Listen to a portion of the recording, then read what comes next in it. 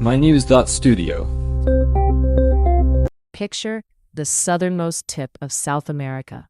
A place once known for whaling is now on the verge of turning into one of the world's largest national parks.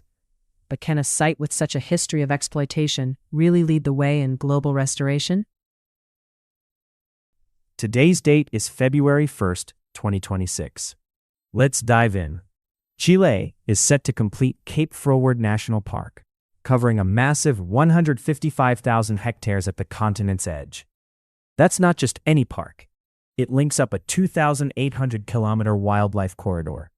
But why choose this spot, and why now? It really began in 2021.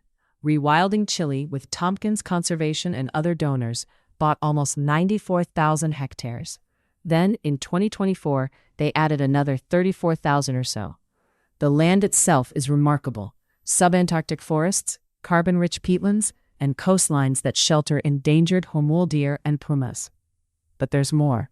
It's also the ancestral home of the Kaweskar people, and it's faced threats from logging and isolation for years.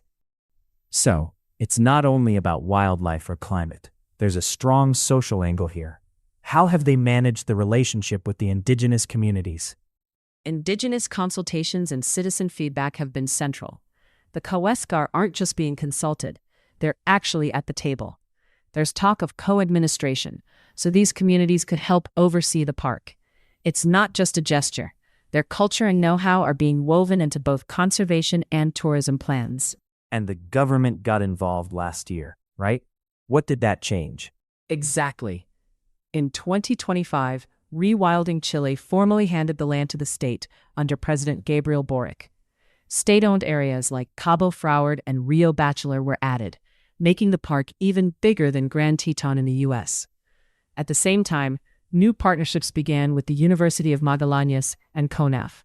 They're building infrastructure and setting up wildlife monitoring. Let's zoom out. This isn't an isolated project. We're talking about 14.5 million acres across 13 parks in Chile's wider effort. But can this model actually work elsewhere? And what's happening on the ground that could trip things up? Those are the key questions. First, the new park is expected to boost ecotourism, especially around Punta Arenas. That could mean more jobs in guiding, hospitality, and conservation, maybe even encouraging young people to stay.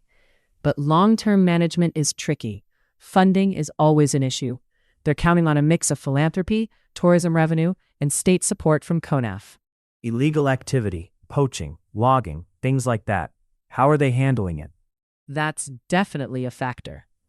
By officially designating it as a national park, they boost legal protections.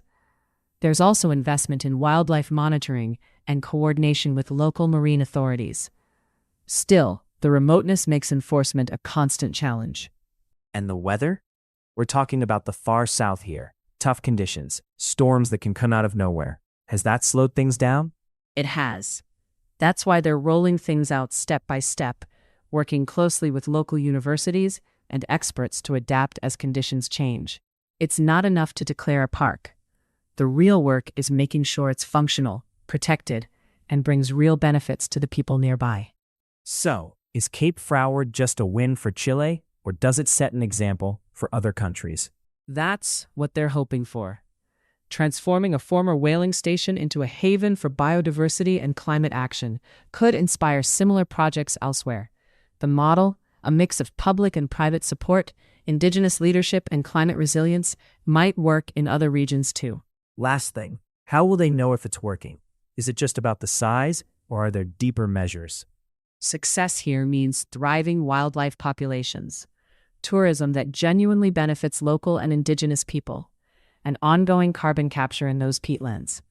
It's about stewardship that lasts, not just drawing lines on a map. That brings us full circle. From a whaling base to a climate refuge, could this transformation happen elsewhere too? That's the hope. Thanks for joining us as we explored how conservation at the literal edge of the world could help reshape action everywhere.